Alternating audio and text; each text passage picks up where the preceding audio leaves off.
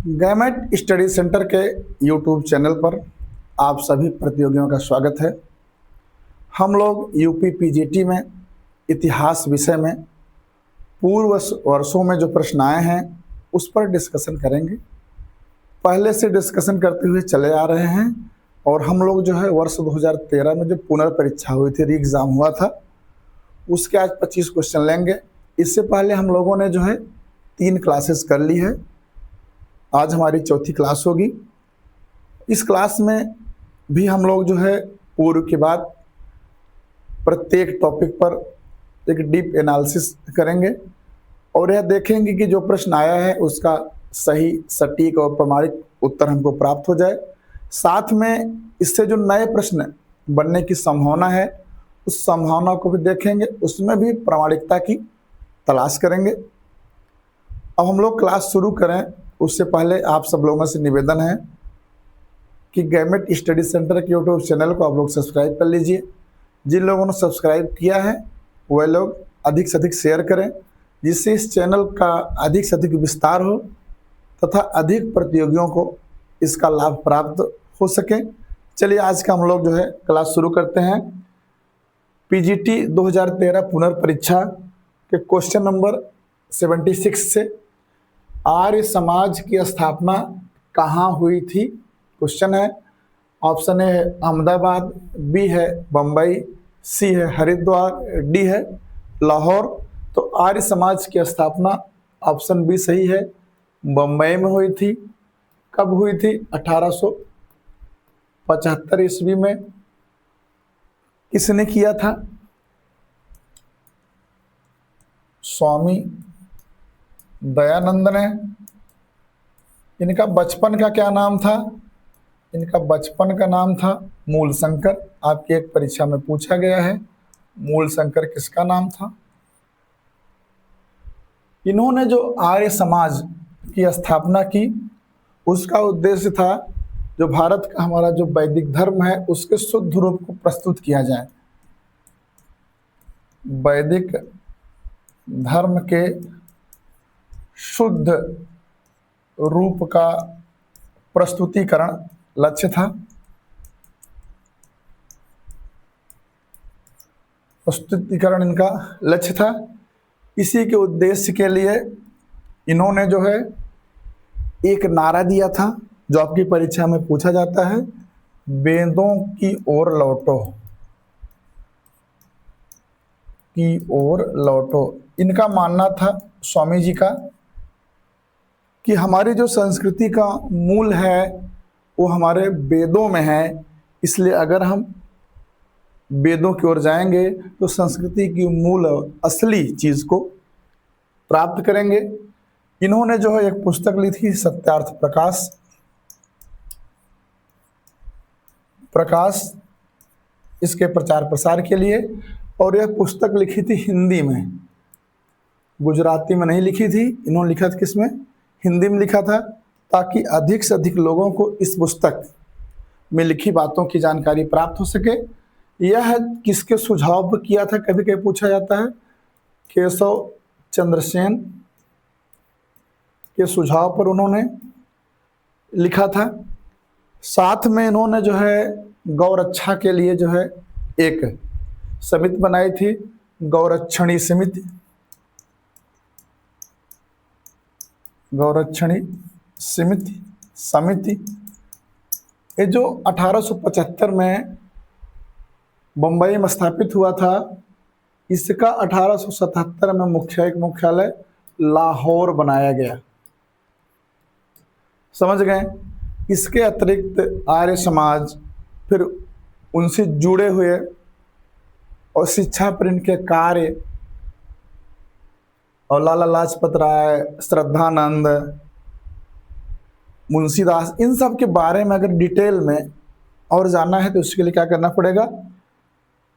Gamete study centre के playlist है PGT प्रवक्ता, वर्ष 2003 के क्वेश्चन नंबर 83 पर जाइए। स्वामी दयानंद सरस्वती ने आर्य समाज की स्थापना की थी। इसमें देखिएगा आपको सटीक और बेहतर जानकारी प्राप्त होगी। आगे चलते हैं।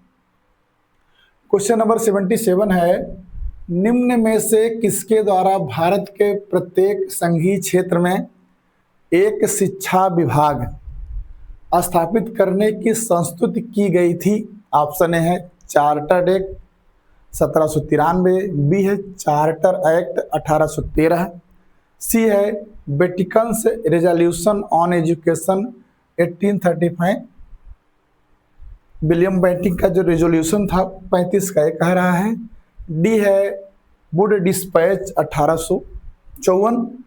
तो ये कह रहा है कि प्रत्येक संघीय क्षेत्र में एक शिक्षा विभाग की स्थापना तो एक हुआ था वुड डिस्पैच 1854, इसको कहते हैं चार्ल्स वुड का डिस्पैच। ये शिक्षा पर जो है लगभग जो सिफारिशी किया था 100 अनुच्छेदों में किया था और सभी को लागू किया गया था, इसलिए चार्ल्स वुड के डिस्पैच को कहते हैं भारतीय शिक्षा का मैग्ना कार्टा।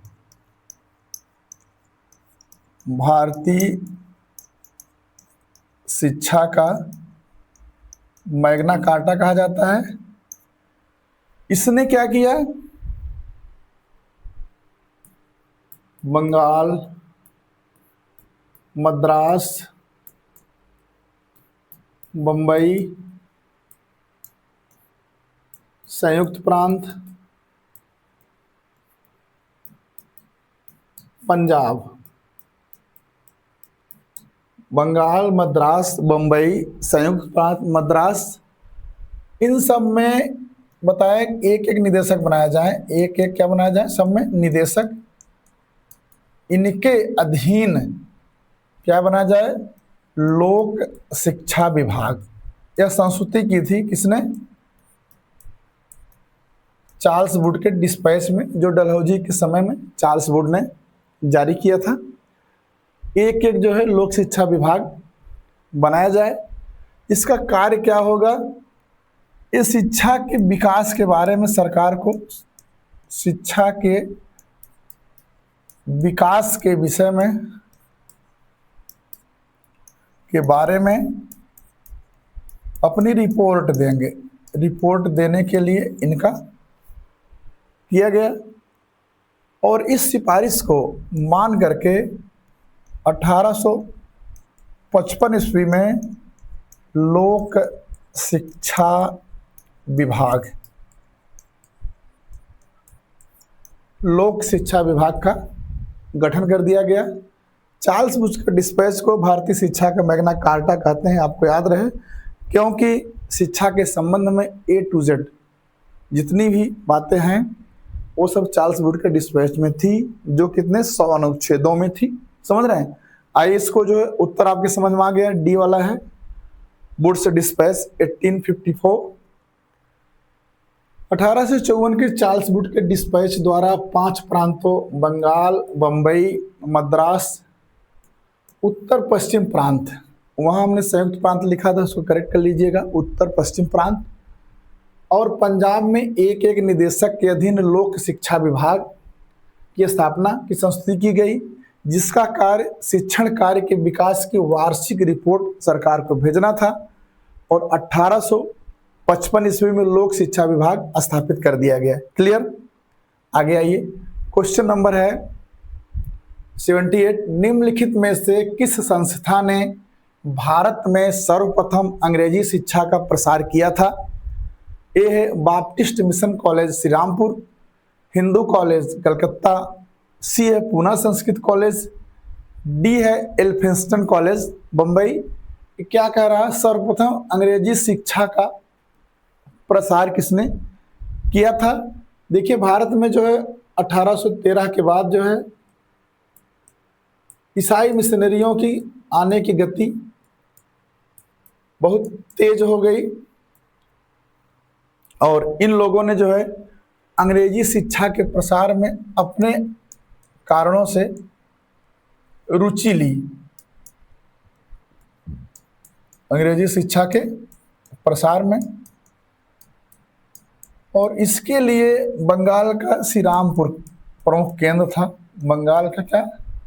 श्रीरामपुर। या श्री रामपुरा भी कहते हैं केंद्र। यहाँ पर जो है 3 महत्वपूर्ण पादरी, विलियम कैरी,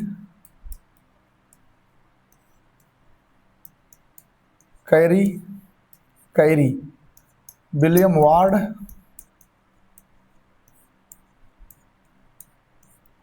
जोशुआ मार्समैन,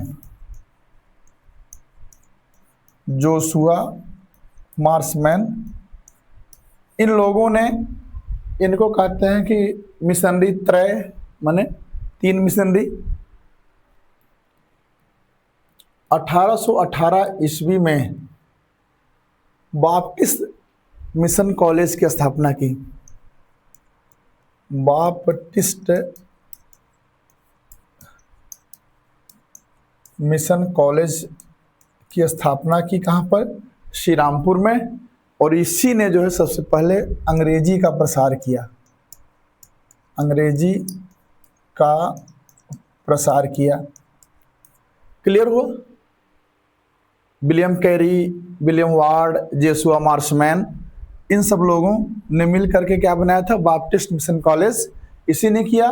और ऑप्शन ए देखिए क्या है? Baptist mission college Shri Rampur या श्री रामपुर, यही है इसका सही उत्तर। आइए देख लेते हैं। ईसाई मिशनरियों ने भी भारत में अंग्रेजी शिक्षा का प्रसार किया। बंगाल के श्री रामपुर को अपना केंद्र बनाया। बंगाल के doctor William Carey, William Ward, Joshua मार्समैन ने 1818 ईस्वी में श्री रामपुर में बैप्टिस्ट मिशन कॉलेज की स्थापना की। भारत में सर्वप्रथम अंग्रेजी शिक्षा का प्रसार इसी के द्वारा किया गया। 1818 में प्रथम बिशप आए थे रेवरेंड मिडिल्टन। क्या नाम था? Reverend Middleton. कलकत्ता में एक मिशनरी कॉलेज खोला जिसको कहते हैं बिशप कॉलेज के नाम से जाना जाता है। ये पता को बिशप कॉलेज किसने बनवाया था? रेवरेंड मिडिल्टन, जो प्रथम बिशप थे 1818 में। बिशप कॉलेज कहाँ पर है? कोलकाता में है। ठीक, आइए अगले प्रश्न चलते हैं। 79 है, राजा राम मोहन राय को राजा की उपाधि किसके द्वारा प्रदान की गई? क्वेश्चन 1 है अकबर शाहदोती, बी है जॉन डिग्बी, सी है विलियम बेंटिंग, डी है कलकत्ता के अभिजनों द्वारा। राजा की उपाधि किसके द्वारा प्रदान की गई है, ये पूछा है। इसका ऑप्शन ए सही है,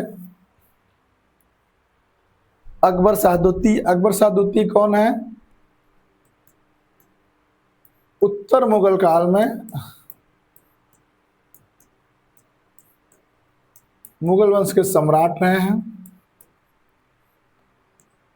इतना क्लियर हुआ? इन्होंने जो है राम मोहन राय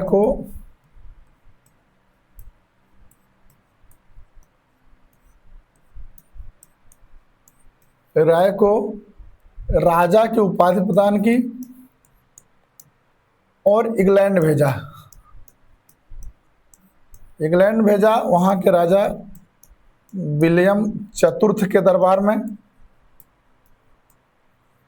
किसके दरबार में? विलियम चतुर्थ के दरबार में। क्यों भेजा था? 2 बातें थी। एक बात थी इनकी जो पेंशन है, पेंशन के विषय में बात करना था कि पेंशन अपर्याप्त है। अंग्रेजों के सम्मुख की बात रखनी थी कि पेंशन जो हमको दी जा रही हो वो अपर्याप्त है। दूसरा, इनका उत्तराधिकारी कौन होगा, इस पर बात करने के लिए भेजा था। इंग्लैंड गए थे राजा राम मोहन राय। यहीं पर जो है 1833 ईस्वी में इंग्लैंड का एक शहर है ब्रिस्टल में ही इनकी राजा राम मोहन राय की मृत्यु हुई थी। मृत्यु का कारण था मस्तिष्क ज्वर। मस्तिष्क ज्वर के कारण 1833 ईस्वी में राजा राम मोहन राय की ब्रिस्टल में मृत्यु हो गई थी। समझ गए? 1831 ईस्वी में मुगल सम्राट शाह आलम द्वितीय ने राजा राम मोहन राय को राजा की उपाधि प्रदान करके तत्कालीन ब्रिटिश सम्राट विलियम चतुर्थ के दरबार में भेजा। उन्होंने मुगल सम्राट अकबर शाह द्वितीय का पक्ष अंग्रेज सरकार के सामने रखा, जो अपर्याप्त पेंशन के राज के संबंध था। यहीं इंग्लैंड के ब्रिस्टल में 27 सितंबर 1833 को मस्तिष्क ज्वर से इनकी मृत्यु हो गई। सुभाष चंद्र बोस ने इन्हें युग दूत की उपाधि से सम्मानित किया। एक प्रश्न बनता है कि राजा राम मोहन राय को युग दूत किसने कहा? सुभाष चंद्र बोस। या युग दूत की उपाधि किसकी है? समझ गए? तो यहां से है। अगला प्रश्न चलते हैं हम लोग। क्वेश्चन नंबर है 80। राजा राम मोहन राय की मृत्यु के पश्चात ब्रह्म समाज को किसने अनुप्राणित किया था? ऑप्शन है देवेंद्र नाथ टैगोर, बी है द्वारिकानाथ टैगोर, सी है राधाकांत देव, डी है रामचंद्र चक्रवर्ती। इसको समझते हैं। 1830 ईस्वी में अपनी मृत्यु से पहले राजा राम मोहन राय ने ट्रस्ट डीड लिखा था। ट्रस्ट डीड लिखा। इसमें क्या लिखा था? इसमें लिखा था कि मेरी मृत्यु के बाद ब्रह्म समाज का संचालन इन दो व्यक्तियों के पास रहेगा। उसमें से एक है द्वारिकानाथ टैगोर,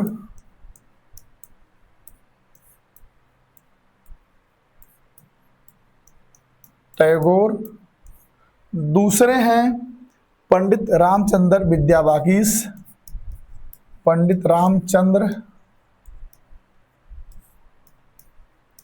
विद्यावागीश। इन दोनों को दिया गया। इन लोगों ने 10 वर्षों तक जो है 33 में उनकी मृत्यु हुई, 10 वर्षों तक किया। उसके बाद 1843 से द्वारिकानाथ टैगोर के पुत्र देवेंद्र नाथ टैगोर को आचार्य बनाया गया।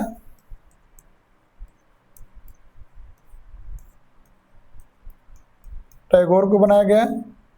इनके समय में ब्रह्म समाज जो है बहुत तेजी से प्रगति किया। तो इसमें देखिए द्वारिकानाथ टैगोर हैं और ऑप्शन बी में आप देखिए द्वारकानाथ टैगोर हैं। ऑप्शन बी इसका करेक्ट है। मृत्यु के पश्चात कारा ब्रह्म समाज को अनुप्राणित किया, तो उसके बाद द्वारिकानाथ और रामचंद्र विद्यावागीश ने किया था। अगर उसके बाद पूछता तब जाकर देवेंद्र नाथ टैगोर सही होते हैं। समझ गए? आगे चलें। 1830 में ब्रह्म समाज का ट्रस्ट डीड लिखा गया, जिसमें राजा राम मोहन राय ने अपनी मृत्यु के बाद अपने 2 शिष्य महर्षि द्वारकानाथ टैगोर तथा पंडित रामचंद्र विद्यावागीश को ब्रह्म समाज का संचालक नियुक्त किया। उन्होंने 10 वर्षों तक ब्रह्म समाज का संचालन किया। क्लियर हो गया? यहां से आगे आइए।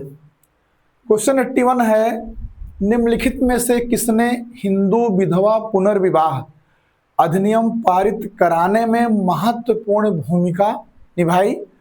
ऑप्शन ए है ईश्वरचंद्र विद्यासागर, ऑप्शन बी है केशव चंद्र सेन, ऑप्शन सी है विष्णु शास्त्री, ऑप्शन डी है वीरे सलिंगम पांटुलू या पांटलू। तो विधवा पुनर्विवाह अधिनियम पारित कराने बहुत महत्वपूर्ण क्वेश्चन है, रिपीटेड क्वेश्चन है। उत्तर आप सबको पता होगा। इसका सही उत्तर क्या है? ईश्वरचंद्र विद्यासागर। समझ में आया? ईश्वरचंद्र विद्यासागर। ये थे कौन? एक कलकत्ता में जो है संस्कृत कॉलेज के प्राचार्य थे।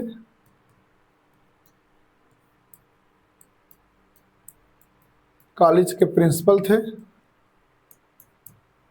संस्कृत कॉलेज के प्राचार्य थे कलकत्ता में। इन्होंने संस्कृत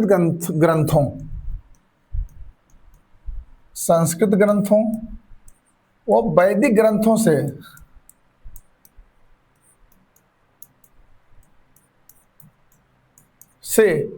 यह प्रमाणित किया कि वेद जो है विधवा विवाह का समर्थन करते हैं।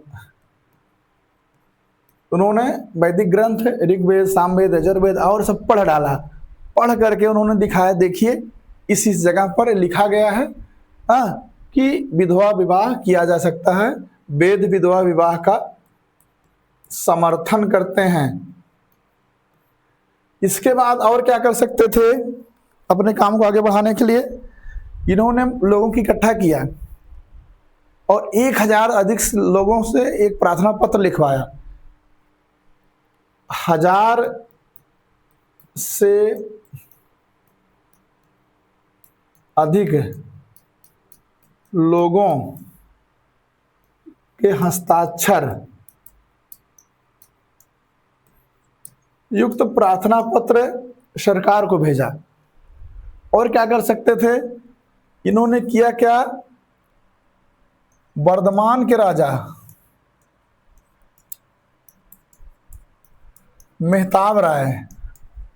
मेहताब चंद तथा नादिया के राजा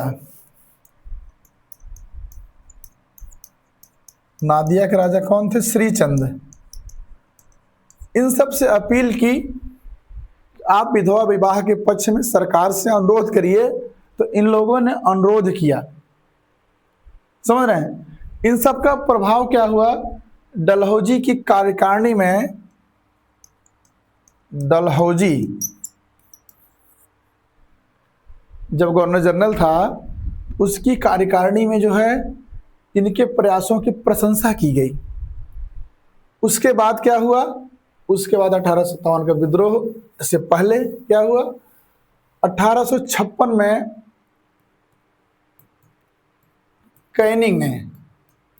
लॉर्ड कैनिंग ने क्या किया? विडो रीमैरिज एक्ट, विधवा पुनर्विवाह अधिनियम पारित कर दिया। और इस अधिनियम के नियम 15, कौन सा नियम?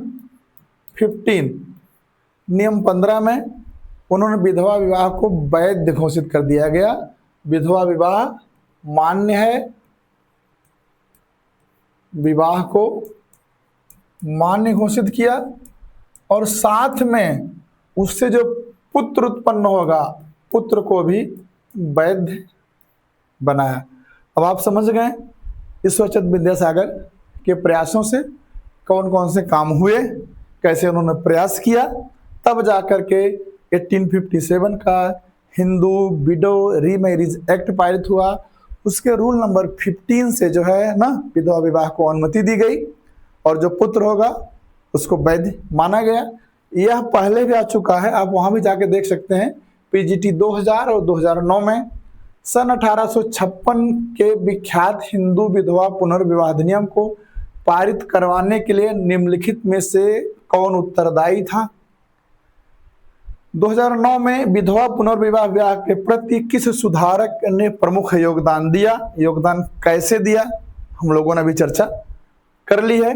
आगे आइए, क्वेश्चन नंबर 82 है, भारतीय राष्ट्रीय कांग्रेस के प्रथम अध्यक्ष थे? ऑप्शन है ए हूम, बी है दादा भाई नौरोजी, सी है सुरेंद्र नाथ बनर्जी, डी है WC बनर्जी। इससे पहले भी यह क्वेश्चन पूछा गया है। हम सबको पता है दिसंबर 1885 में बंबई में ना गुरु गोकुल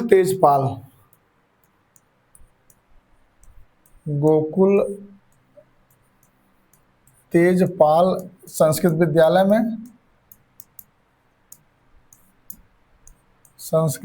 विद्यालय में एओहूम के प्रयासों से भारतीय राष्ट्रीय कांग्रेस का गठन हुआ,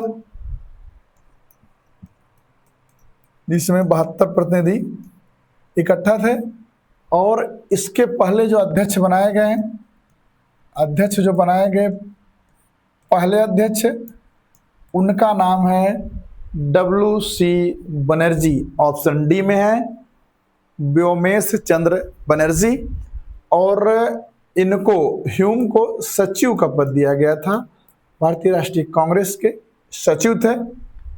इसके लिए क्या करना है, आपको जाना है प्रवक्ता पीजीटी प्लेलिस्ट में, क्वेश्चन नंबर 2013 निरस्त परीक्षा का 92 देखना है। भारतीय राष्ट्रीय कांग्रेस का अधिवेशन कहाँ हुआ था, उसमें ये व्याख्या आपको मिल जाएगी। क्वेश्चन नंबर 83, बंगाल के विभाजन को निरस्त करने के लिए निम्नलिखित में से कौन याद किया जाता है? ए है लॉर्ड कर्जन, बी है लॉर्ड मिंटो, सी है लॉर्ड हॉर्डिंग, डी है लॉर्ड चेम्सफोर्ड। इसी परीक्षा में क्वेश्चन नंबर 27 में आपको कोलकाता से दिल्ली राजधानी हस्तांतरण संबंधित प्रश्न में मिल जाएगा। इसी परीक्षा में पूछा था दिल्ली दरबार, वह कौन सा दिल्ली दरबार था जिसमें सम्राट स्वयं आए थे, कौन से सम्राट थे उनका नाम पूछा था। तो इसको समझते हैं। हुआ क्या था कि 12 दिसंबर 1911 को कौन आया था?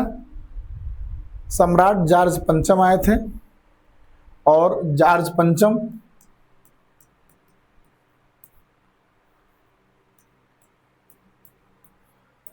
पंचम साथ में रानी आई थी क्वीन मेरी। इस समय क्या किया गया था? इस समय बंगाल विभाजन को रद्द किया गया। जो 1905 में बंगाल का विभाजन कर दिया गया था, उस विभाजन को समाप्त किया गया था। साथ में राजधानी को कोलकाता से कहाँ लाया गया था? दिल्ली लाया गया था। इस समय जो वायसराय थे वो थे लॉर्ड हॉर्डिंग द्वितीय। इसलिए ऑप्शन सी देखिए लॉर्ड हॉर्डिंग है, यही इसमें सही है। पूछ रहा है कि कौन याद किया जाता है, तो लॉर्ड हार्डिंग द्वितीय सेकंड जो है याद किए जाते हैं। किसके लिए? बंगाल विभाजन को निरस्त करने के लिए, रद्द करने के लिए, भंग करने के लिए। समझ रहे हैं? भंग को समाप्त करने के लिए कौन याद किया जाता है? Viceroy Lord Hardinge. यह परीक्षा में पूछा गया है। अब देख लीजिए कहाँ और कब पूछा गया है। पीजीटी 2011 में, निरस्त परीक्षा 2013 में। बंगाल विभाजन को कब रद्द किया गया? कोलकाता से दिल्ली राजधानी हस्तांतरण के समय भारत का वायसराय था। इसी परीक्षा में आपको पूछा गया क्वेश्चन नंबर 27 में। आइए क्वेश्चन नंबर 84 हम लोग देख लेते हैं। निम्नलिखित में से कौन स्टुटगार्ट में आयोजित अंतरराष्ट्रीय कांग्रेस में सम्मिलित हुआ तथा वहां भारतीय तिरंगे ध्वज को फहराया? ऑप्शन ए है श्याम जी कृष्ण वर्मा, बी है मदन लाल ढींगरा, सी है सरदार सिंह राणा, डी है मैडम भीकाजी कामा। 1907 में, समझ रहे हैं, जर्मनी में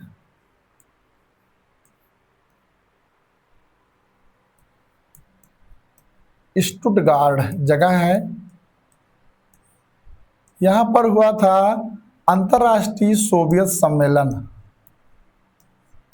अंतरराष्ट्रीय समाजवादी सम्मेलन, समाजवादी सम्मेलन हुआ था। इसी सम्मेलन में भीकाजी कामा, मैडम भीकाजी कामा, भीकाजी कामा गई थी।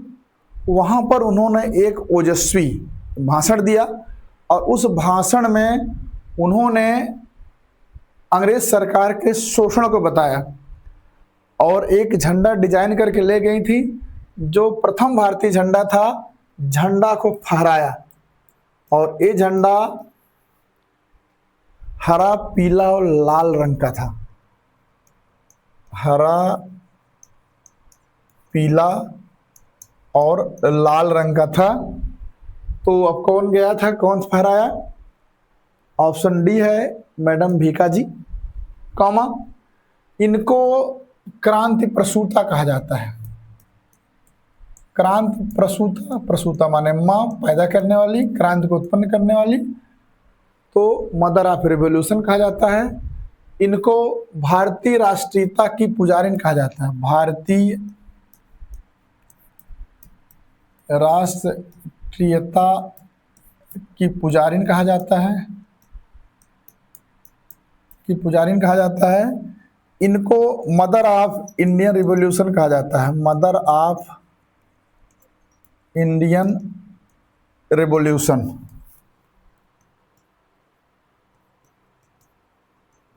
श्यामजी कृष्ण वर्मा के बारे में आपने सुना होगा। लंदन में उन्होंने इंडियन होम रूल सोसाइटी बनाई थी, वहाँ पर इंडिया हाउस बनाया था। जब उनकी गतिविधियों पर ब्रिटेन की सरकार ने नियंत्रण स्थापित करने का प्रयास किया तो लंदन से जर्मनी भाग आए थे। तो जर्मनी में भीकाजी कामा ने उनके साथ मिलकर के भारत के स्वतंत्रता के लिए कई कार्य किया था, ये आपको पता रहना चाहिए। और ये प्रश्न पूछा गया इससे पहले पीजीटी 2000 में दूसरी क्लास के क्वेश्चन नंबर 38 में 1907 ईस्वी के द्वितीय इंटरनेशनल की स्टुटगर्ट कांग्रेस में स्वतंत्र भारत का झंडा किसने फहराया? मैडम भीकाजी कामा, जो बंबई की एक पारसी परिवार में इनका जन्म हुआ था। इनका जन्म बंबई में हुआ था। एक पारसी परिवार, पारसी महिला थी, पारसी परिवार में हुआ था। इनको मदर ऑफ इंडियन रिवॉल्यूशन कहा जाता है। ये प्रश्न बार बार विभिन्न परीक्षाओं में पूछा जाता है। चलिए हम लोग आगे बढ़ते हैं। क्वेश्चन नंबर 85 है, बंबई में प्रथम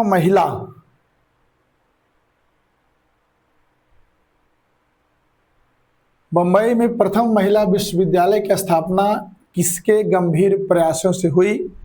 ऑप्शन ए है दयाराम गिडुमन, बी है डीके कर्वे, सी है रमाबाई रानाडे और डी है रामनारायण चंदावरकर। प्रथम महिला विश्वविद्यालय की स्थापना करवाई थी डॉक्टर डीके कर्वे ने। कब करवाई थे? 1916 ईस्वी में। कहाँ करवाई थी? बंबई में करवाई थी, समझ गए। और इसमें सहयोग दिया था सावित्रीबाई फूले।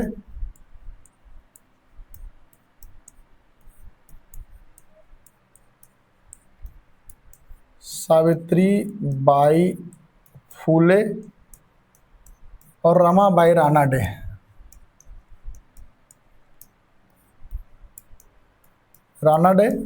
यह जो विश्वविद्यालय बना था यह भारत का ही नहीं अपितु एशिया का पहला महिला विश्वविद्यालय था। एशिया का पहला महिला विश्वविद्यालय था। उत्तर आपको समझ में आ गया है, आइए पढ़ लेते हैं। 1916 ईस्वी में डीके कर्वे ने बंबई में महिला शिक्षा को प्रोत्साहन देने के लिए सावित्रीबाई फूले, रमाबाई रानाडे के सहयोग से प्रथम महिला विश्वविद्यालय की स्थापना की, जिसका नाम श्रीमती नाथीबाई दामोदर ठाकरसी महिला विश्वविद्यालय था। ये ठाकरसी परिवार इस विश्वविद्यालय की स्थापना में पैसा लगाया था, डोनेट किया था, इसलिए इसका नाम रखा गया श्रीमती नाथीबाई दामोदर ठाकरसी महिला विश्वविद्यालय। यह एशिया का पहला महिला विश्वविद्यालय था, समझ गए। क्वेश्चन नंबर 86 है, 1916 में स्थापित इंडियन होम रूल लीग के प्रथम अध्यक्ष निम्न में से कौन थे? ए है एनी बेसेंट, बी है बीजी तिलक, सी है जोसेफ बाटिस्टा, डी है एनसी केलकर। तो इंडियन होम रूल लीग एक हुई थी 23 अप्रैल 1916 में, जिसकी स्थापना की थी बाल गंगाधर तिलक ने, बीजी तिलक ने। इसका उद्देश्य क्या था कि अंग्रेजी साम्राज्य के अंदर ही स्वशासन प्राप्त करना। ब्रिटिश अंग्रेजी साम्राज्य के अंदर स्वशासन प्राप्त करना इसका उद्देश्य था। ये लोग आयरलैंड से प्रभावित थे। इसके अलावा सितंबर 1916 में आयरिश मूल की महिला श्रीमती एनी बेसेंट, इन्होंने भी होम रूल लीग की स्थापना की। इनके लीग का स्वरूप जो है अखिल भारतीय था। दोनों ने अपने अपने क्षेत्र बांट लिए थे, इसलिए दोनों में किसी तरह की कोई प्रतिद्वंद्विता नहीं थी। और जो इनकी लीग बनी थी बीजी तिलक की, इसके जो प्रथम अध्यक्ष थे वो प्रथम अध्यक्ष थे क्या नाम है? जोसेफ बाप्टिस्टा, इसलिए ऑप्शन सी इसमें सही है। और इसके प्रथम जो सचिव बने वो थे प्रथम सचिव एनसी केलकर। क्लियर हुआ है? जोसेफ बाप्टिस्टा जो है 1916 में स्थापित इंडियन होम रूल लीग के प्रथम अध्यक्ष थे। 23 अप्रैल 1916 ईस्वी में बाल गंगाधर तिलक ने बेलगाम पूना में होम रूल लीग की स्थापना की। इसका उद्देश्य ब्रिटिश साम्राज्य के अधीन रहते हुए संवैधानिक तरीके से स्वशासन प्राप्त करना था। इसके प्रथम अध्यक्ष जोसेफ बैप्टिस्टा, प्रथम सचिव एनसी केलकर थे। इस लीग की कमेटी में जीएस घोपर्णे, बीएस मुंजे और आरपी करंडीकर ये सब सम्मिलित थे इसमें।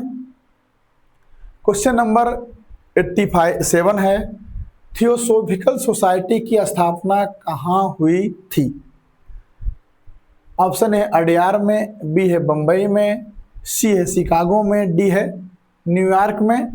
थियोसोफिकल सोसाइटी की स्थापना न्यूयॉर्क में हुई थी, ऑप्शन डी सही है। ये अमेरिकी शहर है। प्रश्न है कब हुई थी? 1875 ईस्वी में हुई थी। किसने की थी? इसमें एक रूसी मूल की महिला थी, मैडम, रूसी मूल की महिला, रूस की थी, एचपी ब्लावटस्की। दूसरे थे अमेरिका के एक सिपाही सैनिक कर्नल एमएस ऑलकॉट, अमेरिका के थे, कर्नल एमएस ऑलकॉट। इन लोगों ने न्यूयॉर्क में क्या किया? थियोसोफिकल सोसाइटी की स्थापना की। और ये लोग 1877 में भारत आए तथा 1882 ईस्वी में अडयार, मद्रास के पास अपना अंतर्राष्ट्रीय मुख्यालय बनाया। अंतर्राष्ट्रीय मुख्यालय कहाँ बनाया? अडयार में, अडयार में बनाया। फिर बाद में इसमें 1888 में आयरिश मूल की महिला श्रीमती एनी बेसेंट जुड़ गई। और वो जो 1893 में जब शिकागो में प्रथम धर्म संसद हो रही थी, जिसमें शिवाजी कहना है स्वामी विवेकानंद ने भारत का प्रतिनिधित्व किया था, उसमें सम्मिलित हुई। उसके बाद नवंबर में जो है भारत आ गई। इन्हीं के नेतृत्व में थियोसोफिकल सोसाइटी का बहुत तेजी से प्रसार हुआ। अब हम लोग थियोसोफिकल सोसाइटी के जो है सिद्धांत जानेंगे। इसके अलावा एनी बेसेंट का एक जो है बहुत महत्वपूर्ण जो कार्य था वो था 1898 ईस्वी में बनारस में सेंट्रल हिंदू कॉलेज बनाया था।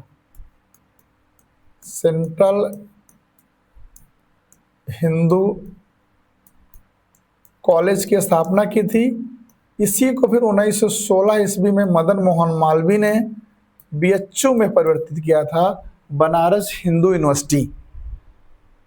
इसको 1898 में किसने बनाया था? सेंट्रल हिंदू कॉलेज के नाम से एनी बेसेंट ने। फिर 16 में मदन मोहन मालवीय ने क्या किया था? 1916 में इसको परिवर्तित किया था बीएचयू के रूप में। आइए देख लेते हैं।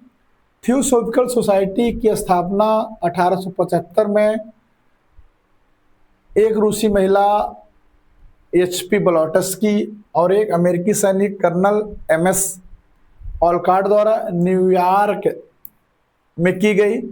थियोसोफिकल सोसाइटी के संस्थापक 1879 में भारत पहुंचे और 1882 में मद्रास के अडयार में सोसाइटी का मुख्यालय स्थापित किया। एक आयरिश मूल की महिला एनी बेसेंट 1888-89 में इंग्लैंड में इस सोसाइटी की सदस्य बनी।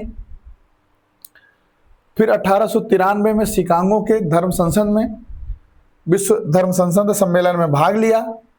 एनी बेसेंट नवंबर 1893 में भारत आ गई। इन्होंने पूरे भारत में इसका प्रचार प्रसार किया। इनकी विचारधारा को दैव विज्ञान के नाम, थियोसोफिकल की जो विचारधारा है इसको क्या बोलते हैं, दैव विज्ञान, थियोलॉजी है। इनकी धार्मिक शिक्षा के 4 बिंदु थे: ईश्वर की एकता में विश्वास, विश्व बंधुत्व, परमेश्वर के विविध रूप, दिव्य आत्माएं तथा प्राणियों का क्रम। थियोसोफिकल सोसाइटी का मुख्य उद्देश्य था प्राचीन हिंदू धर्म के लोगों के आत्मविश्वास को जगाना, प्राचीन हिंदू धर्म के गौरव को उद्घाटित करना, लोगों के सामने प्रस्तुत करना इनका उद्देश्य था। गौरव को जगाना और बढ़ाना, धर्म को समाज सेवा का मुख्य आधार बनाना था। एनी बेसेंट के सिद्धांतों में धर्म, दर्शन, गूढ़ विद्या का अद्भुत मिश्रण था। इसका मुख्य दर्शन मुख्य रूप से हिंदू और बौद्ध दर्शन से लिया गया था। इनके दर्शन का जो सार था वो हिंदू और बौद्ध दर्शन से लिया गया था। थियोसोफिस्ट पुनर्जन्म एवं कर्मवाद के सिद्धांत को स्वीकार करते थे। थियोसोफिकल सोसाइटी ने बाल विवाह, सामाजिक क्षेत्रों में देखिए बाल विवाह, जात पात का विरोध किया, विधवाओं की दशा सुधारने का प्रयास किया। सोसाइटी के जिस कार्य को हिंदू समाज की भरपूर प्रशंसा मिली हुआ था भारत के नवयुवकों की शिक्षा का कार्य। इस दिशा में एनी बेसेंट का सबसे महत्वपूर्ण कार्य था वाराणसी में 1898 सेंट्रल हिंदू कॉलेज की स्थापना। पूछेगा परीक्षा में किसने करवाया? इसी कॉलेज को मदन मोहन मालवीय ने 1916 में बनारस हिंदू विश्वविद्यालय के रूप में विकसित किया। क्लियर? आगे आइए, क्वेश्चन नंबर 88 है, भारत की स्वतंत्रता के समय ब्रिटेन का प्रधानमंत्री कौन था? ऑप्शन ए है विंस्टन चर्चिल, बी है क्लेमेंट एटली, सी है हैरोल्ड मैक्सिमिलन और डी है नेविल चेम्बरलेन। तो भारत की स्वतंत्रता के समय ब्रिटेन के जो प्रधानमंत्री थे, ऑप्शन बी है क्लेमेंट एटली। क्लेमेंट एटली 1945 से 1951 ईस्वी तक ब्रिटेन के प्रधानमंत्री थे। इन्हीं के समय में जो है द्वितीय विश्व युद्ध के बाद इन्होंने सत्ता संभाली थी। अपने कैबिनेट के मंत्रियों का एक मिशन भेजा था जिसको कैबिनेट मिशन प्लान कहते हैं, जो है 24 मार्च 1946 में भारत आया था। उसने अंतरिम सरकार के गठन, संविधान सभा के गठन, संविधान के निर्माण, इन सब की योजना प्रस्तुत की। इन्हीं के समय में भारत स्वतंत्रता अधिनियम 1947 पारित किया गया। इन्हीं के समय जो है 15 अगस्त 1947 को भारत और पाकिस्तान 2 डोमिनियन बने। समझ में आया? तो सही उत्तर क्या है? क्लेमेंट एटली। ऑप्शन 89 है, चित्रकला की किस शैली को निहाल चंद ने समृद्ध किया था? ए है बूंदी, बी है गुलेर, सी है किशनगढ़, डी है कोटा। इसको समझा जाए राजपूत चित्रकला शैली,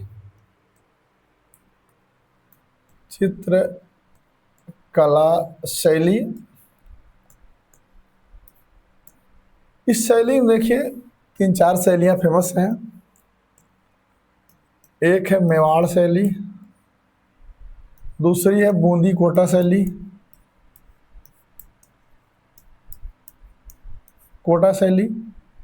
एक है मारवाड़ शैली और एक है जयपुर शैली।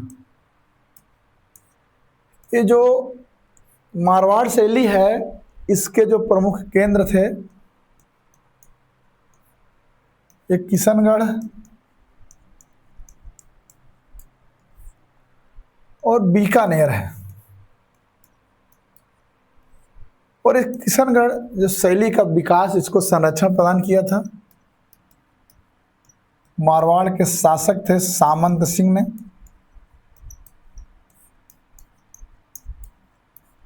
और इस शैली का जो प्रसिद्ध चित्रकार था उसका नाम क्या था? निहाल चंद। तो अब आपको क्लियर हो गया होगा निहाल चंद किस कला शैली के? किशनगढ़ चित्रकला शैली के जो है प्रसिद्ध चित्रकार थे, उसको समृद्ध किया था। ऑप्शन सी में जाइए, ये देखिए किशनगढ़ शैली किसने किया था? निहाल चंद ने। आइए इसको देख लेते हैं। राजपूत्र चित्रकला शैली को मेवाड़ शैली, बूंदा कोटा शैली, बूंदी कोटा शैली, मारवाड़ शैली या जयपुर शैली में विभाजित किया जाता है। मेवाड़ शैली पर राजनीतिक कारणों से मुगल चित्रकला का न्यूनतम प्रभाव पड़ा। जगत सिंह के काल में मेवाड़ शैली अपने चरम पर थी। साहबदीन इस शैली का प्रमुख चित्रकार था। चित्तौड़, उदयपुर, नाथद्वार, देवगढ़ आदि इस शैली के प्रमुख केंद्र थे। महाराणा प्रताप का चित्रकार निसारुद्दीन था, जो चावंड चित्र शैली का प्रवर्तक था। अगर पूछे चावंड चित्र शैली चित्रकला शैली का प्रवर्तक कौन है, तो महाराणा प्रताप का चित्रकार था निसारुद्दीन। मारवाड़ शैली का प्रमुख केंद्र किशनगढ़ और बीकानेर था। किशनगढ़ शैली का संरक्षक राजा सामंत सिंह था, जो स्वयं अच्छा चित्रकार था, एक बेहतरीन चित्रकार था। निहाल चंद किशनगढ़ शैली के प्रमुख चित्रकार थे। बीकानेर स्कूल पर मुगल कला का सर्वाधिक प्रभाव पड़ा था। कोटा शैली बूंदी शैली का ही एक भाग थी। महत्वपूर्ण है, कोटा रियासत का पृथक अस्तित्व शाहजहां के समय आया। 1628 में माधव सिंह को कोटा की जागीर प्रदान की। जयपुर शैली का केंद्र आमेर, अलवर एवं जयपुर था। सवाई जयसिंह के चित्रकार महमूद शाह एवं साहिब राम थे। महमूद शाह और साहिब राम जयपुर शैली के प्रसिद्ध चित्रकार थे, जो सवाई आमेर के राजा जयसिंह के दरबार में थे। समझ गए? आइए आगे चलते हैं। क्वेश्चन नंबर 90 है, महाराष्ट्र का कौन सा समाज सुधारक लोक हितवादी उपनाम से प्रसिद्ध था? ऑप्शन है एम जी रानडे, बी है गोपाल हरि देशमुख, सी है बाल गंगाधर तिलक, डी है ज्योतिबा फुले। तो लोक हितवादी के नाम से जो फेमस थे वो थे गोपाल हरि देशमुख। ये जो पश्चिमी भारत विशेष करके महाराष्ट्र के समाज सुधारकों में प्रथम थे, प्रथम पंक्ति के समाज सुधारकों में थे महाराष्ट्र के। ये जो है लोक हितवादी नाम से, लोक हितवादी नाम से ये मासिक पत्रिका निकालते थे।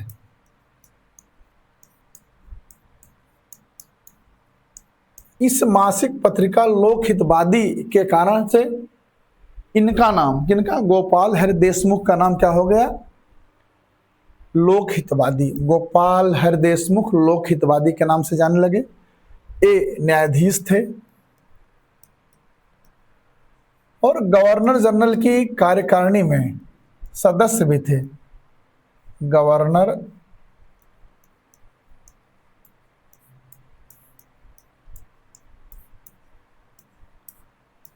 की कार्यकारिणी में सदस्य भी थे। इन्होंने बदलाव की बात की और इन्होंने कहा यदि कोई धर्म अपने में बदलाव ना करे तो उस धर्म को बदल देना चाहिए। एक इनका कोटेशन है, यदि कोई धर्म अपने में बदलाव ना करे तो उस धर्म को बदल देना चाहिए। 1848 में इन्होंने प्रभाकर नामक साप्ताहिक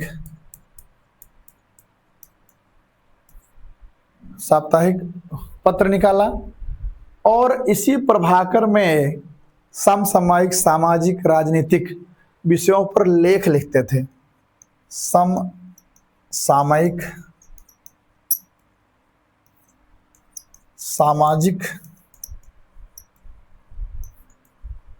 सामाजिक व राजनीतिक सुधार के विषयों पर लेख लिखते थे और इसकी एक पूरी श्रृंखला उन्होंने लिखा, जारी किया।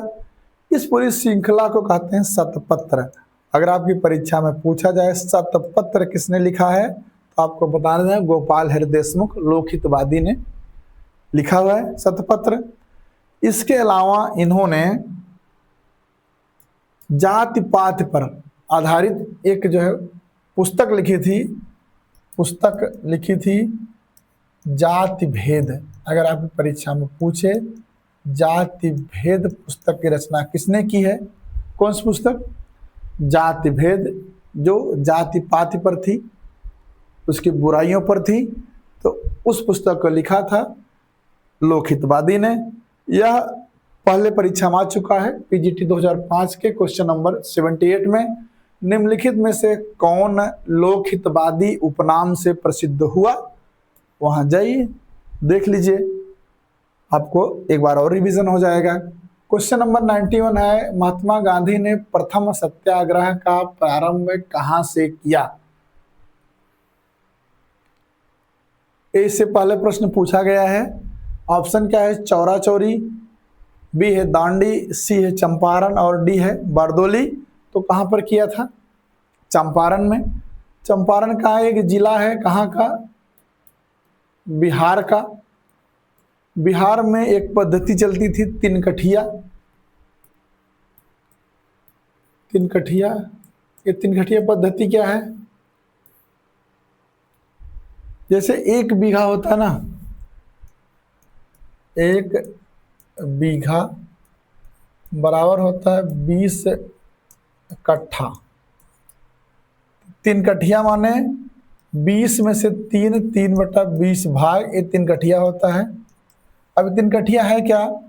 बिहार के चंपारण में नील बागान मालिकों ने वहाँ के किसानों से एक करार किया था कि किसान जो है अपने खेत का 3/20 भाग में नील की खेती अवश्य करेंगे। एक करार था अंग्रेज बागान मालिकों और किसानों के बीच में।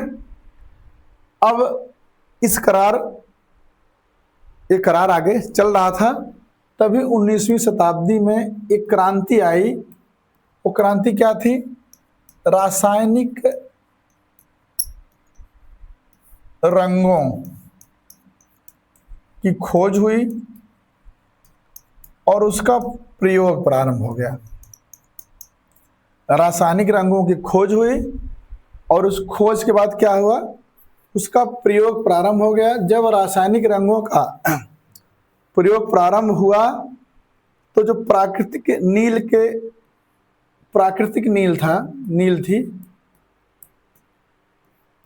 नील इसकी बाजार गिर गई, मांग कम हो गई, इसकी बाजार में गिरावट आई।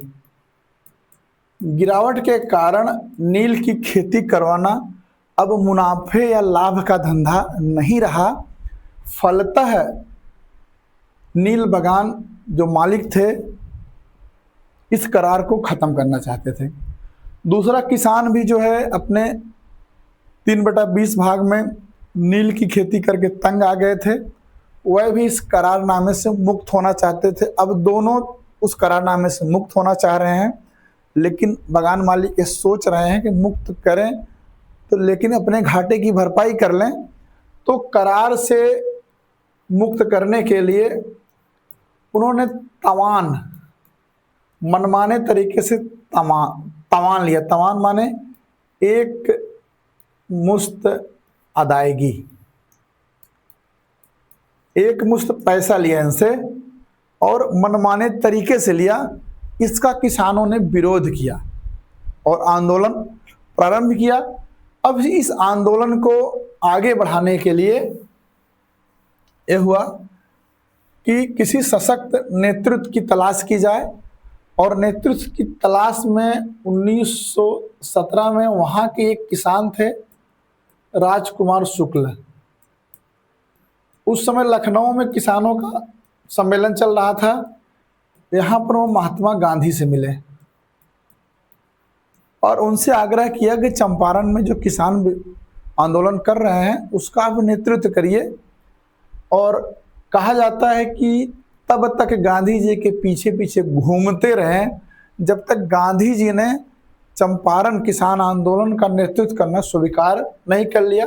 उसके बाद गांधी आते हैं चंपारण, तो चंपारण के कमिश्नर कहते हैं वापस चले जाओ, तो गांधी जी ने जाने से मना कर दिया।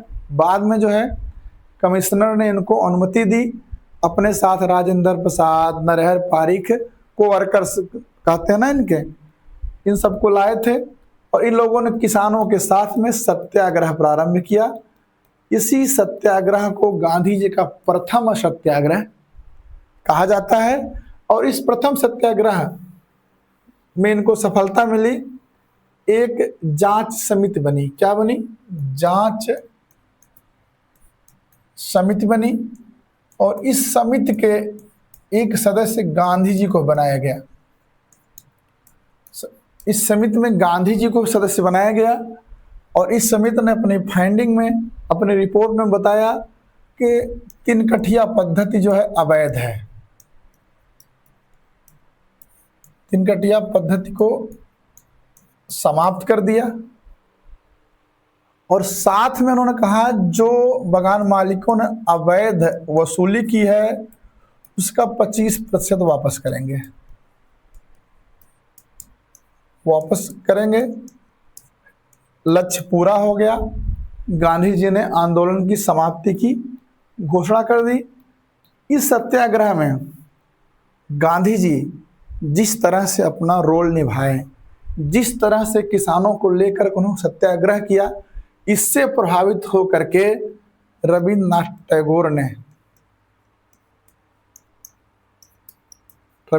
टैगोर ने महात्मा गांधी को महात्मा कहा। जो मोहनदास करमचंद गांधी थे इस आंदोलन के बाद में महात्मा गांधी बन गए। जो सबसे प्रचलित नाम उनका है उसमें महात्मा की उपाधि रविन्द्रनाथ टैगोर ने दी थी। यह आपके परीक्षा में पूछा जाता है कि किसने जो है उनको महात्मा की उपाधि प्रदान की थी। पीजीटी 2013 निरस्त परीक्षा क्वेश्चन नंबर 24 में था, महात्मा गांधी द्वारा भारत में आरंभ किया गया प्रथम सत्याग्रह था, वही सेम क्वेश्चन है, वहां से यहाँ चेप दिया गया है। आइए क्वेश्चन नंबर 92, महात्मा गांधी ने केवल एक बार कांग्रेस के राष्ट्रीय अधिवेशन की अध्यक्षता की, वह अधिवेशन था option A Kakinada 1923, Belgaum 1924, C Kanpur 1925, D Guwahati 1926। Gandhi ji ने एक बार केवल किया था, वो था ऑप्शन बी बेलगाम 1924, एक कर्नाटक में है। पहली और अंतिम बार जो है, पहली और अंतिम बार गांधी जी ने जो है कांग्रेस की अध्यक्षता की थी। यद्यपि गांधी जी 1901 ईस्वी में कांग्रेस के अधिवेशन में उपस्थित हुए थे, यह भी प्रश्न बनता है, लेकिन अध्यक्षता कब की थी उन्होंने? 1924 में। समझ गए? आइए क्वेश्चन नंबर 93 है, 1923 के विधान परिषद चुनाव में स्वराज पार्टी ने कहां पर बहुमत हासिल किया? ऑप्शन ए है बिहार, बी है मध्य प्रांत सेंट्रल प्रोविंस, सी है मद्रास, डी है पंजाब। समझ गए? हुआ क्या था कि जनवरी 1923 में इलाहाबाद में जो आज प्रयागराज है, स्वराज पार्टी का गठन हुआ। स्वराज दल कहिए, स्वराज पार्टी कहिए।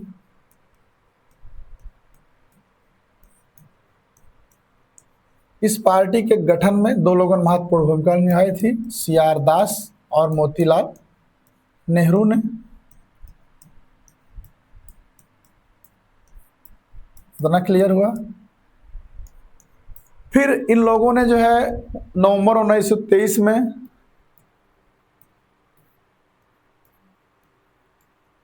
जो विधानमंडल, केंद्रीय और प्रांतीय विधानमंडल के जो चुनाव हुए उसमें भाग लिया। तो भाग लिया तो केंद्रीय विधानमंडल में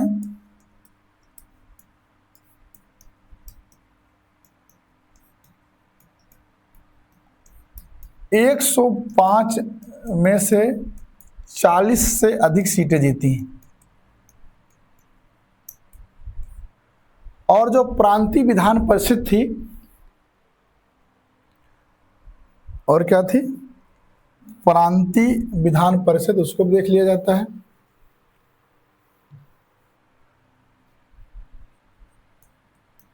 प्रांतीय विधान परिषद, उसमें मध्य प्रांत में इसको स्पष्ट बहुमत मिला।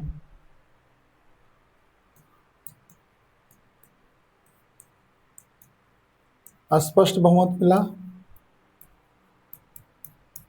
बंगाल में सबसे बड़े दल के रूप में उभरा और संयुक्त प्रांत में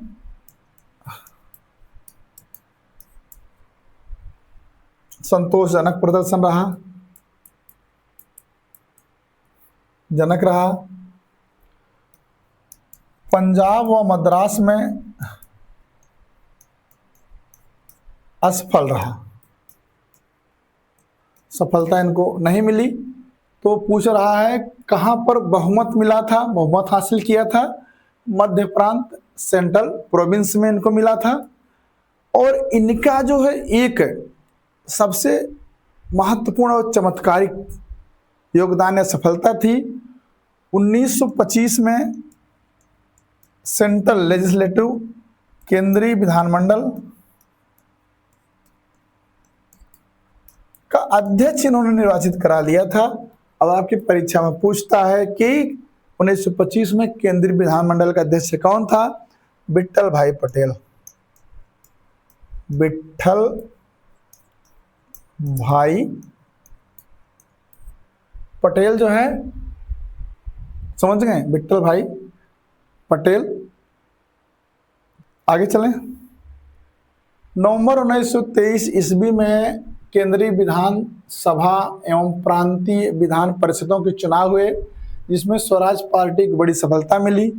उन्हें केंद्रीय विधानसभा की 105 की निर्वाचित सीटों में से 40 से अधिक सीटों पर जीत मिली। प्रांतीय विधान परिषदों में स्वराज पार्टी को मध्य प्रांत में स्पष्ट बहुमत मिला।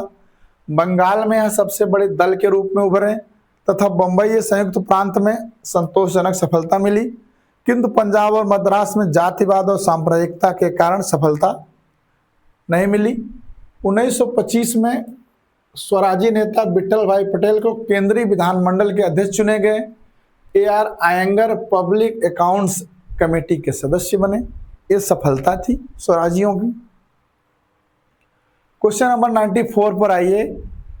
1929 में नागपुर में आयोजित all India trade union Congress के अध्यक्ष निम्न में से कौन थे? ए है चमन लाल, बी है NM जोशी, सी है जतिन दास, डी है जवाहरलाल नेहरू। हुआ क्या था? 1919 में ILO का गठन हुआ था। ILO मतलब अंतर्राष्ट्रीय श्रम संगठन का गठन हुआ था और भारत भी इसका सदस्य बनना चाहता था, अतः भारत के 107 ट्रेड यूनियनों ने मिल करके 1920 ईस्वी में बनाया all India trade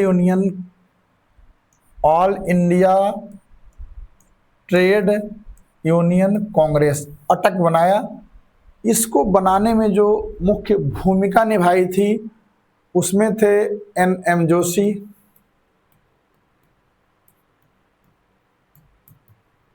NM Joshi, Joseph Baptista,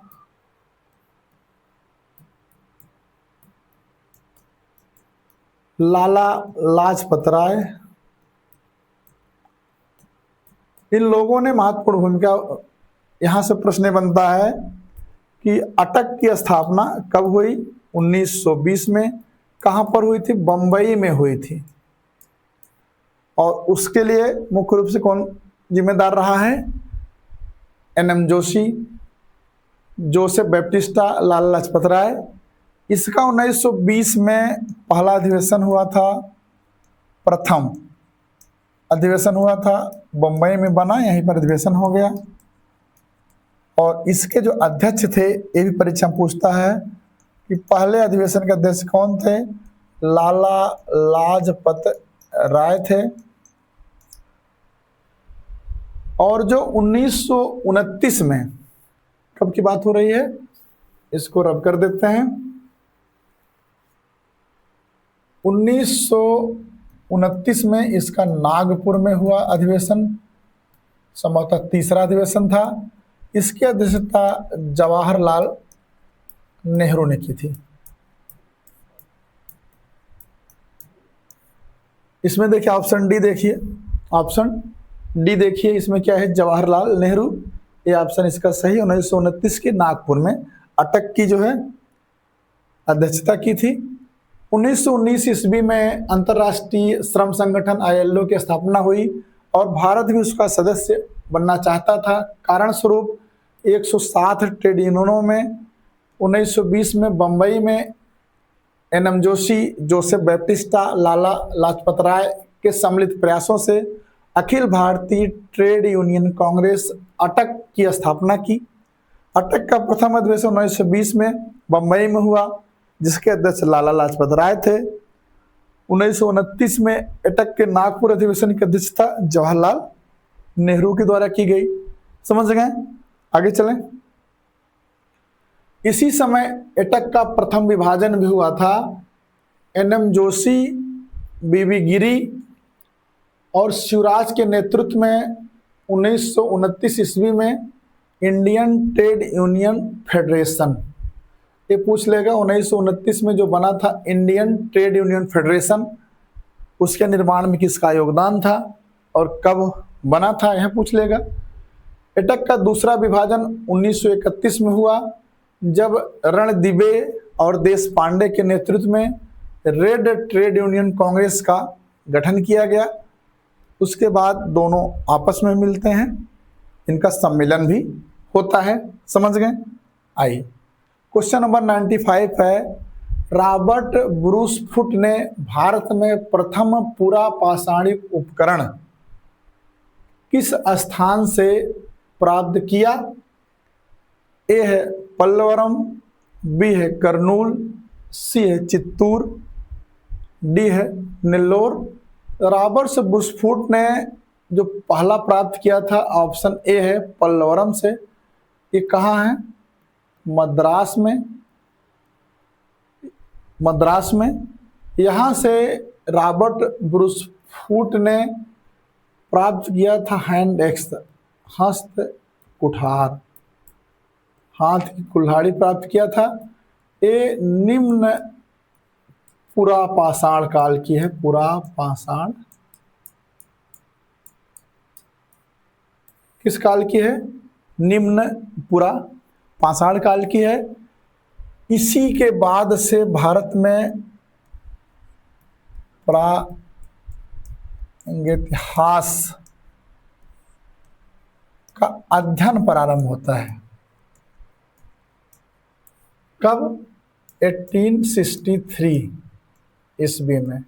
ये भी आपको पता हो, 1863 एक परीक्षा में ये सन पूछ लिया था कि रॉबर्ट ब्रूस फुट ने जो है पल्लवरम में कब प्राप्त किया था, का अध्ययन प्रारंभ हुआ। इसीलिए रॉबर्ट ब्रूस फुट को भारतीय प्रागैतिहास का पिताजी आप हैं हमारे प्रागैतिहास को। आपने 1863 ईस्वी में पिताजी आपने जो है पल्लवरम में हस्त कुठार खोजा था, तो आपके बाद से ही हम लोगों ने प्रागैतिहास का ना अध्ययन प्रारंभ किया है। समझ गए? ये प्रश्न इससे पहले भी आ चुका है। ये देखिए 2005 में और 2009 में भारत में सर्वप्रथम पूर्व पाषाण कालीन उपकरण रॉबर्ट ब्रूस को मिला। कहाँ से पूछ रहा है? और 2009 में पूछा था 1863 में रॉबर्ट ब्रूस को हस्त कुठार मिला था। पूछ लिया ना 2 बार, ये तीसरी बार हो गया। क्वेश्चन नंबर 96 है, ये भी रिपीटेड क्वेश्चन है। निम्नलिखित स्थलों में कौन सा स्थल प्रागैतिहासिक शैल चित्रकला के लिए प्रसिद्ध है? ऑप्शन है अजंता, बी है बाघ, सी है भीमबेटका, डी है अमरावती। प्रागैतिहासिक शैल चित्रकला, जो प्रागैतिहासिक शैल गुफाएं हैं उसमें ऑप्शन डी आपका सही होगा, भीमबेटका। ये भीमबेटका कहाँ पर है? मध्य प्रदेश के रायसेन जिले में है। मध्य प्रदेश के रायसेन, मध्य प्रदेश के किस जिले में है? रायसेन जिले में है। यहाँ पर जो शिलाओं पर बने चित्र, गुफाओं में जो शैल चित्र मिले हैं, ये हैं मध्य पाषाण काल के। एक बार क्वेश्चन बना है आपके सीपीजीटी में कि किस काल के हैं? मध्य पाषाण काल के हैं और नवपाषाण काल के हैं, नियोलिथिक के हैं और ऐतिहासिक काल के हैं।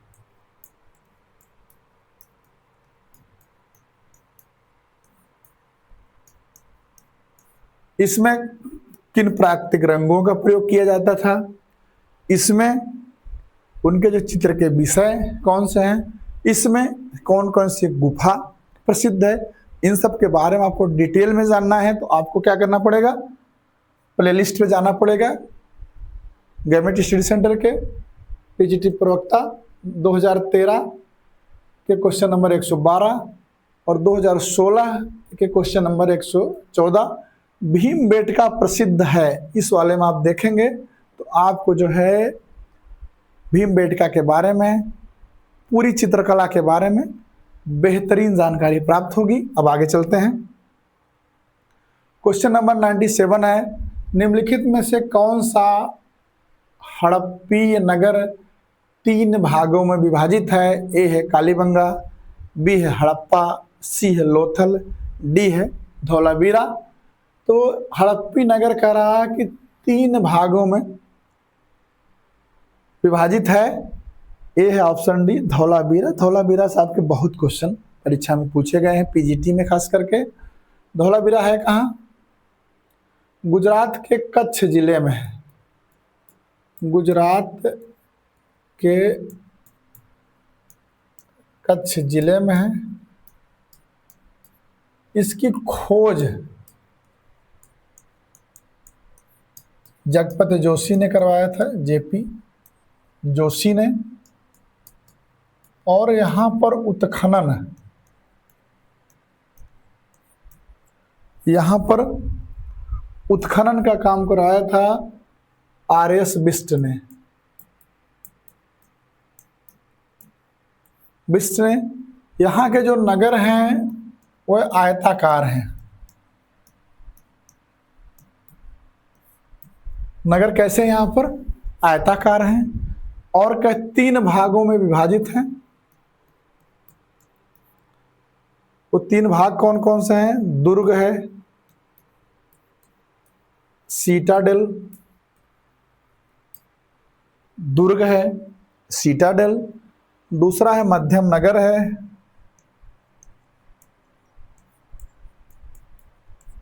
जिसको कहते हैं मिडिल टाउन, मिडिल टाउन। उसके बाद निचला नगर है, जिसको कहते हैं लोअर टाउन। ये 3 भाग हो गए, आयताकार होते। 3 भागों में दुर्ग, सीटाडेल, मध्यम नगर, मिडिल टाउन, निचला नगर, लोअर टाउन। इन 3 में विभाजित है। इसके अलावा यहाँ पर धौलावीरा में हमको हड़प्पा की पूर्वावस्था, परिपक्व अवस्था और उत्तर हड़प्पा, समझ रहे हैं? पूर्वावस्था, परिपक्व अवस्था, उत्तर अवस्था, मतलब तीनों हड़प्पा की जो अवस्था है इनके भी साक्ष्य जो है धौलावीरा से प्राप्त होते हैं। धौलावीरा के बारे में और बेहतरीन जानकारी आप प्राप्त करना चाहते हैं तो इसके लिए आपको क्या करना पड़ेगा?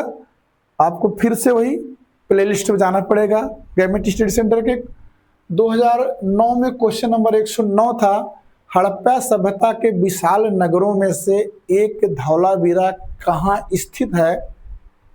उसमें जाइएगा, धौलावीरा के संबंध में जितने भी क्वेश्चन अभी तक बने हैं या बन सकते हैं उन सब के बारे में विस्तार से वर्णन किया गया है, वहां देख लीजिएगा। आगे बढ़ते हैं। क्वेश्चन नंबर 98 है, शतपथ ब्राह्मण किस वेद से संबंधित है। ऑप्शन ए है ऋग्वेद, बी है यजुर्वेद, सी है सामवेद और डी है अथर्ववेद। तो शतपथ ब्राह्मण के बारे में इससे पहले हम लोगों ने समझा था, ये है यजुर्वेद। ऑप्शन बी इसमें करेक्ट है। किससे संबंधित है? यजुर्वेद से। एक बात हो गई। दूसरी बात इसमें है कि यजुर्वेद के दो भाग हैं, एक है शुक्ल यजुर्वेद, एक है कृष्ण यजुर्वेद, है कि नहीं। तो यह जो है शुक्ल यजुर्वेद का ब्राह्मण है, शुक्ल यजुर्वेद का ब्राह्मण है। यह ब्राह्मण ग्रंथ जो है बहुत बृहद है, प्राचीनतम है और इसकी जो जानकारी है प्रामाणिक है। इतनी सब विशेषता होने के कारण बृहद माने बहुत बड़ा है, प्राचीनतम है, प्राचीनतम है, प्रामाणिक है। इस कारण से इसको ऐतिहासिक वेद भी कहते हैं। क्या कहते हैं? कि ये ब्राह्मण ग्रंथ नहीं, ये ऐतिहासिक वेद है। अगर परीक्षा में पूछे ऐतिहासिक वेद किसे कहते हैं तो शतपथ ब्राह्मण को कहते हैं। इसी कारण इसको लघु वेद कहते हैं। ये ब्राह्मण ग्रंथ नहीं, छोटा मोटा वेद है। और इसकी रचना किसने की थी? याज्ञवल्क्य ने। याज्ञवल्क्य ने इसकी रचना की है। समझ रहे हैं? इसके रचनाकार कौन है? याज्ञवल्क्य हैं। और इसमें जो है हमको क्या पता चलता है? यज्ञ एवं उससे संबंधित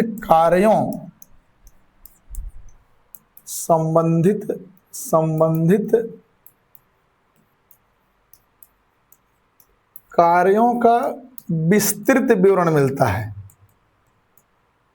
समझ गए? इसमें शतपथ ब्राह्मण में। आइए इसकी और बातें समझते हैं। इसमें और जो मुख्य प्रश्न पूछे जाते हैं उसको देख लेते हैं। इसमें जल प्लावन की कथा, इसी शतपथ ब्राह्मण में है जल प्लावन की कथा। एक कथा क्या है आप लोगों को पता है? इससे पहले एक प्रश्न चर्चा की गई थी। मनु के मत्स्य ने बताया था कि प्रलय आएगा, चारों ओर जल भर जाएगा, तो आप बीज और सामग्री सब लेकर के एक नाव के साथ तैयार रहिएगा। हाँ, तो मैं प्रकट होंगी। ये जल प्लावन की कथा है, जिससे जो है मनुष्य सुरक्षित बचें, जिससे मानव सभ्यता आगे बढ़ी। जल प्लावन की कथा है। विदेह माधव की कथा है, जिसमें वैश्वानर अग्नि ने कैसे विस्तार किया है कि कथा इसमें मिलती है। और पुरुरवा उर्वशी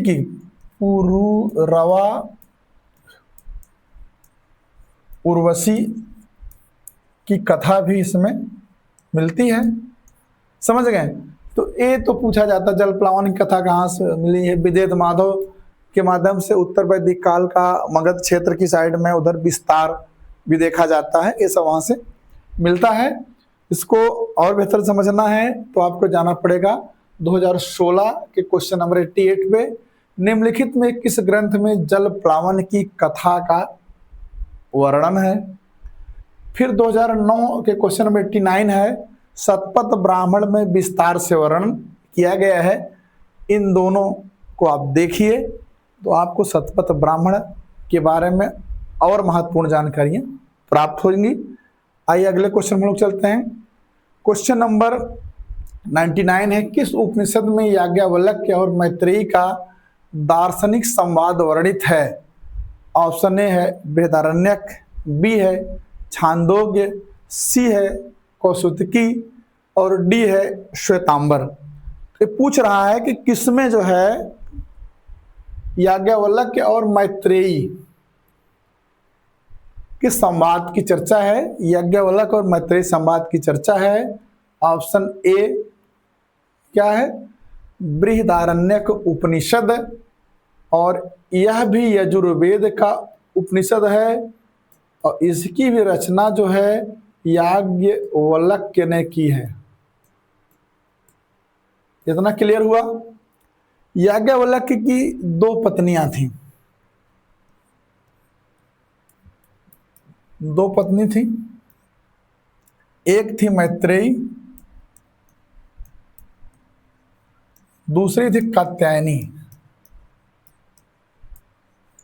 2 पत्नियां थी, एक मैत्रेयी और एक कात्यायनी। मैत्रेयी विदुषी थी और ब्रह्म विद्या का इनको ज्ञान था। कात्यायनी यानी कि गृहस्थ जीवन की पत्नी थी, गृहस्थ में रहती थी, गृहस्थ जीवन व्यतीत करती थी। एक बार जो है अपने जो है याज्ञवल्क्य ने कहा कि अब मेरा वानप्रस्थ आश्रम में जाने की समय आ गई, बेला आ गई है। अब मैं अपने संपूर्ण धन को दोनों में बांट करके वानप्रस्थ चला जाऊंगा। तब मैत्रेयी ने उनसे कहा कि क्या धन की प्राप्ति से सब कुछ मिल जाता है? तब इसके उत्तर में याज्ञवल्क्य जो बताते हैं वही याज्ञवल्क्य आत्मा संबंधी ज्ञान है, जिसमें वो कहते हैं धन हो गई, एक दूसरे से संबंध हो गया, वस्तुएं हो गई, ये सब नश्वर है। केवल आत्मा है जो है शाश्वत है, नश्वर नहीं है। इसलिए जो आत्मा का ज्ञान प्राप्त कर लेता है, जो आत्मज्ञान प्राप्त कर लेता है, वही मोक्ष प्राप्त करता है। इतनी बातें जो है इस याज्ञवल्क्य और मैत्रेयी प्रसंग में है। इसके अलावा इसी बृहदारण्यक उपनिषद में क्या मिला है? याज्ञवल्क्य गार्गी संवाद है, संवाद है जो राजा विदेह के राजा जनक के दरबार में ब्रह्म विद्या संबंधी ज्ञान से ही है। इसी में याज्ञवल्क्य साकल्य संवाद है। याज्ञवल्क्य साकल्य, अगर पूछे याज्ञवल्क्य साकल्य संवाद किसमें है? बृहदारण्यक उपनिषद में है। समझ में आया? आइए इसको हम लोग देख लेते हैं। यजुर्वेद के उपनिषद बृहदारण्यक उपनिषद में याज्ञवल्क्य एवं मैत्रेयी संवाद का वर्णन मिलता है। प्रश्न का उत्तर आपके, ऋषि याज्ञवल्क्य की 2 पत्नियां थी, मैत्रेयी जो अत्यंत विदुषी और ब्रह्म विद्या की ज्ञाता थी, दूसरी कात्यायनी जो गृहस्थ जीवन की देखभाल करती थी। जब याज्ञवल्क्य वानप्रस्थ आश्रम में जाने का निश्चय करते हैं तो अपने दोनों पत्नियों से कहते हैं वे अपना धन बांट कर गृहस्थ जीवन छोड़ रहे हैं। मैत्रेयी उनसे प्रश्न करती हैं, भगवान यदि मुझे यह सारा धन मिल जाए तो क्या मैं उससे अमरत्व प्राप्त कर सकती हूँ? अगर मुझको पूरा धन मिल जाए तो क्या मैं उससे अमरत्व प्राप्त कर सकती हूँ? याज्ञवल्क्य बताते हैं धन, संबंध, वस्तुएं सब नश्वर हैं, केवल आत्मा ही शाश्वत और अमर है। जब आत्मा का साक्षात्कार होता है तब मनुष्य मोक्ष प्राप्त करता है। धन से अमृत नहीं, आत्मज्ञान से अमृत संभव है। यह quotation code line. Brihadaranyaka Upanishad की रचना याज्ञवल्क्य ने की थी। विदेह राज्य के क्षत्रिय राजा जनक द्वारा ब्राह्मण याज्ञवल्क्य शिक्षा दिए जाने को उल्लेख से प्राप्त। इसमें प्राप्त होता है कि जो विदेह के राजा जनक थे, वह ब्रह्म विद्या के बहुत बड़े ज्ञानी थे, क्षत्रिय थे। क्षत्रिय होकर उन्होंने ब्राह्मण याज्ञवल्क्य को शिक्षा प्रदान की थी। इसमें याज्ञवल्क्य गार्गी संवाद, याज्ञवल्क्य साकल्य संवाद, अहम ब्रह्मास्मि तथा विज्ञानमानंद ब्रह्म का वर्णन मिलता है। इस उपनिषद में अस्तोमा सदुगमय तमसोमा ज्योतिर्गमय का उल्लेख मिलता है। यद्यपि यह ऋग्वेद में दिया गया है, ऋग्वेद में इस श्लोक का सर्वप्रथम उल्लेख हुआ है, लेकिन बृहदारण्यक में भी अस्तोमा सदगमय तमसोमा ज्योतिर्गमय, असत से दूर करो सत्य की ओर ले चलो की बात कही गई है। यजुर्वेद के अन्य उपनिषद आप जान ले, तैत्तिरेयी, कठ, श्वेताश्वर, ईशोपनिषद और मैत्रायणी हैं। अन्य यजुर्वेद के कौन कौन से? तैत्तिरीय, कठोपनिषद, श्वेतेश्वर उपनिषद, ईशोपनिषद एवं मैत्रायणी। क्वेश्चन नंबर 100 है, निम्नलिखित में से कौन सा ग्रंथ भारतीय गणित का प्राचीनतम साक्ष्य है? भारतीय गणित का प्राचीनतम साक्ष्य ए है आरण्यक, बी है धर्मसूत्र, सी है निरुक्त और डी है शूल्ब सूत्र। देखिए, भारतीय परंपरा में वेदांग हैं जो 6 हैं। इसी वेदांग में एक कल्प है और कल्प में गृहसूत्र, सश्रुत, एक है शूल्ब सूत्र।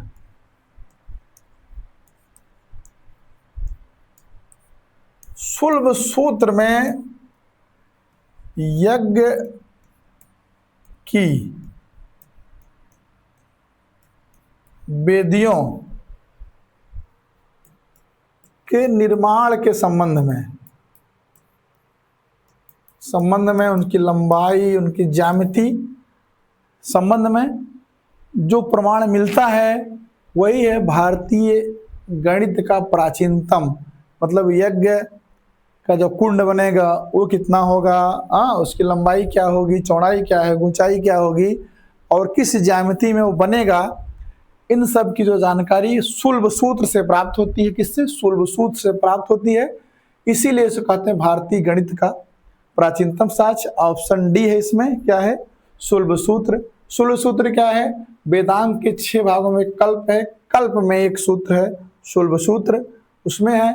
भारतीय गणित का प्राचीनतम साक्ष्य कल्प सूत्र के एक अंग शूल्ब सूत्र मिलता है, जिसमें यज्ञों की वेदिकाओं के निर्माण के लिए उनके पैमाने और ज्यामिति का वर्णन किया गया है। कुल 7 शूल्ब सूत्र शेष हैं। उनमें कात्यायन का शूल्ब सूत्र, बौधायन, आपस्तंभ का विशेष महत्व है। इन ग्रंथों के वर्णनों में वर्गों एवं आयतों का निर्माण, अब कोई यज्ञ जहां होता है वहां देखा होगा तो उसको पता चल जाएगा जो बात हो रही है। विकर्णों से भुजाओं का संबंध है, वर्गों, आयतों एवं वृत्तों के निर्माण एवं समकक्ष त्रिभुजों का निर्माण आदि के संबंध में इसमें जानकारी दी गई है। समझ गए? इस तरह से हम लोगों ने आज की अपनी क्लास समाप्त की। अब आप लोग फीडबैक दीजिएगा। फीडबैक के लिए आपके पास लाइक और कमेंट के विकल्प हैं। लाइक और कमेंट के माध्यम से अपना फीडबैक दीजिएगा। आप लोगों ने पूरी कक्षा को बहुत बेहतर तरीके से अटेंड किया, समझा। आप लोगों को बहुत बहुत धन्यवाद। एक क्लास और बची है, उसको हम लोग अतिशीघ्र पूरा करेंगे।